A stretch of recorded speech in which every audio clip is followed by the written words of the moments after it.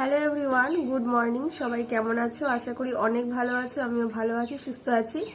একটু আগে ঘুম থেকে উঠেছি, তো ভোর 5টার সময় ঘুম ভেঙেছিল একবার, দিয়ে তারপরে আবার একটুখানি শুয়েছিলাম। তো কালকে রাতে কিন্তু ঘুমটা ভালোই হয়েছে। আর এই সময়টা না অতটা ভালো করে ঘুম হয় না, তাও কালকে রাতে একটু ভালো করে ঘুমোতে পেরেছি। তো অন্য দিনের মতো আজকেও কিন্তু সকাল থেকে তোমাদের সাথে আজকের ব্লগটা শেয়ার করব।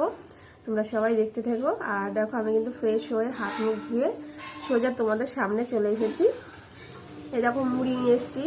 তো অন্যদিন চিড়ে দিয়ে, মুড়ি দিয়ে, একটু গুড় দিয়ে, মানে আখের গুড় দিয়ে তারপরে খাই আমি, দই দিয়ে সাথে, বেশ ভালো লাগে। আর আজকে কিন্তু একটু অন্যরকম। দেখো, আজকে এনেছি মুড়ি দিয়ে, ভুজিয়ে দিয়ে, আর এনেছি লঙ্কা।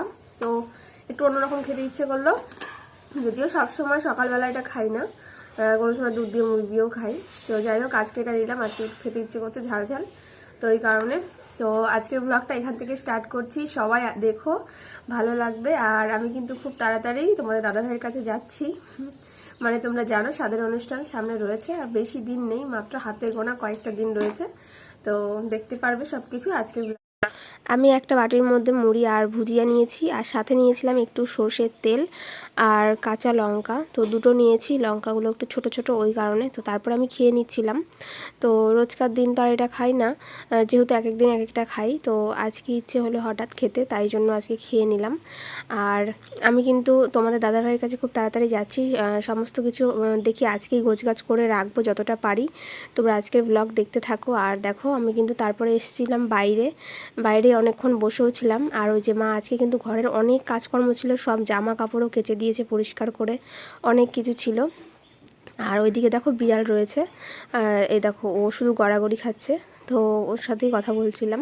আর তারপরে কিন্তু আমি আজকে সকালে ভাত খেয়ে নিয়েছি।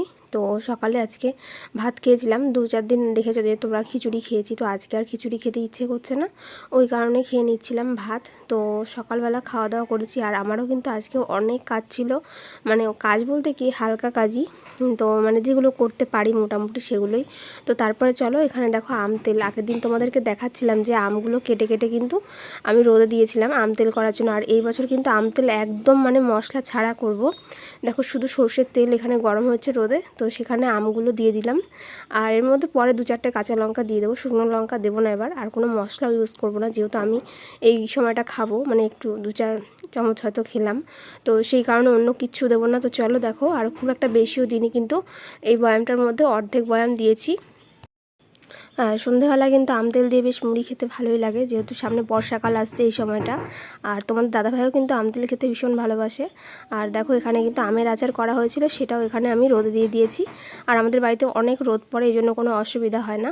তো তারপরে দেখো, আমি কিন্তু স্নান সেরে সোজা ঘরে চলে এসেছি। আর ঘরে কিন্তু দেখো বিছানার এই যে চাদর ফাদর সমস্ত কিছু মা ধুয়ে দিয়েছে, তোমাদেরকে বললাম।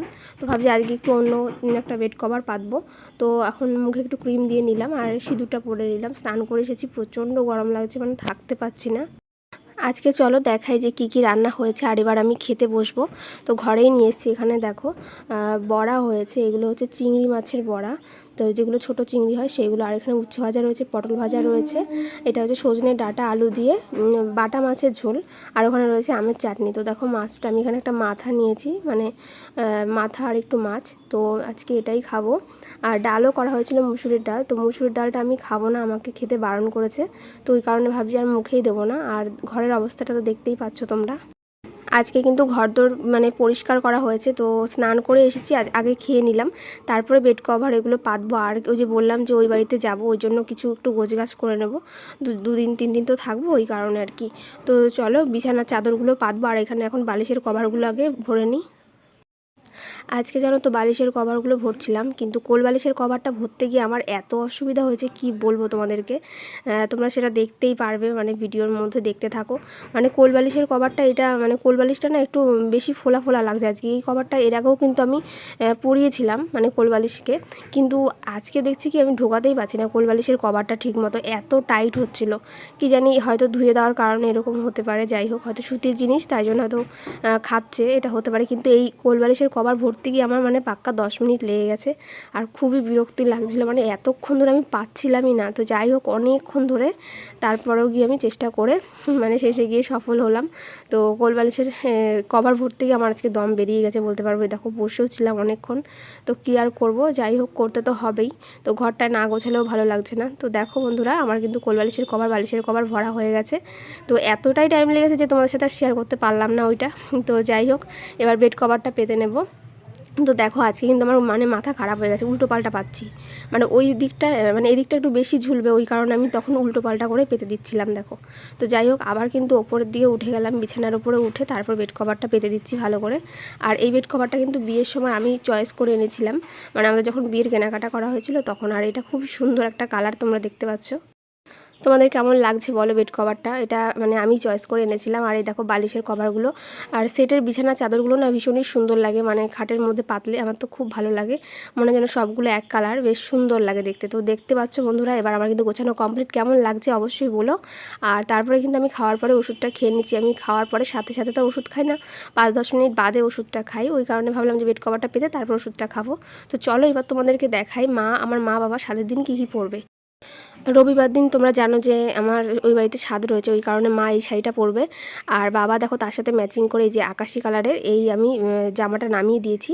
এটা এখনও নতুন রয়েছে, এটা একবারও পরেনি। আর নিচে হচ্ছে ব্ল্যাক কালারের প্যান্ট। তো এই দুটোই আমি চয়েস করে দিয়ে গেছি, আমি সমস্ত কিছু রেডি করেই দিয়ে যাবো আর কি ওই বাড়িতে। তো দেখো বন্ধুরা এগুলোই কিন্তু পরে যাবে। আর তারপরে একটু কিছু গোছগাছ করা ছিল, আর এগুলো তো তোমরা দেখেছোই, আগে তোমাদেরকে আমি শেয়ার করেছিলাম। এগুলো হচ্ছে আমার সাধে যেগুলো আমি পরবো সেইগুলো। তো এই ড্রেসগুলোই নেওয়া হয়েছে, মানে আমার শাড়ি, তোমাদের দাদাভাইয়ের পাঞ্জাবি, আলতা, সিঁদুর, তো সমস্ত কিছু আমি কিন্তু আগে মনে করে গুছিয়ে নিচ্ছি। আর তার সাথে কিন্তু মনে করে ওষুধটা, কারণ ওটা না ভুললে মানে সরি ওটা ভুলে গেলে তো চলবেই না। তো আর নিয়ে নিচ্ছি সাথে দুটো নাইটি। তো এই নাইটিটা নিয়ে নেবো, এটা একটু ঢিলা ঢালা আছে যেহেতু খুবই গরম, তো বাড়ির মধ্যেও তখন পড়তে পারবো। আর ওখানে গিয়ে বেশি দিন থাকবো না, আমি 2 দিন থাকবো। তো আগের দিন যাব আর দিয়ে পরের দিনটা থাকবো, তারপরের দিন হয়তো আমি চলেও আসবো। তোমরা সবটাই কিন্তু আমার ব্লগে দেখতে পারবে, সবাই কন্টিনিউ দেখো আমার ব্লগটা। আর দেখো সমস্ত কিছু কিন্তু আমি ব্যাগের মধ্যে ভরেই নিচ্ছি। তো আমি মোটামুটি সমস্ত কিছু ভরে নিয়েছি। আর দুটো ব্যাগ হয়েছে, তো বড় ব্যাগ সেরকম কিছু নেব না, কারণ ওখানেও আমার সমস্ত জিনিসপত্র রয়েছে। আর বেশি কিছু নিলাম না, শুধু দুটো নাইটি নিয়েছি ঢিলা ঢালা। তো ওখানেও নাইটি আছে, সেগুলো তো আগের, ওই জন্য আর পরতে পারবো না। তো দেখো ওগুলো সব আলাদা করে দিয়েছি, ওইগুলো হচ্ছে আমি নিয়ে যাবো, আর এগুলো হচ্ছে মা নিয়ে যাবে এই ব্যাগটা, মানে আমাকে যেটা দিচ্ছে সেইটা। তো সমস্ত কিছু আমি গোছগাছ করে দিয়ে মাকে তারপরে যাব। আর এখন আমি বসেছি একটু নেল পালিশ পরতে, তো একটু ফ্রি হলাম মানে সমস্ত কাজকর্ম গুছিয়ে, তো নেল পালিশটা পরে নিচ্ছি। আর তোমরা দেখতেই পেলে যে ব্যাগপত্র কিন্তু গোছানো হয়ে গেছে। তো খুবই তাড়াতাড়ি যাচ্ছি ওই বাড়িতে, তোমরা সমস্ত ব্লগ মানে সব কিছু ভিডিও দেখতে পারবে আশা করি নেক্সট ব্লগগুলোতে। তো আজকে এখানে শেষ করছি, টাটা, আবার নেক্সটে কিন্তু তোমাদের সাথে দেখা হচ্ছে।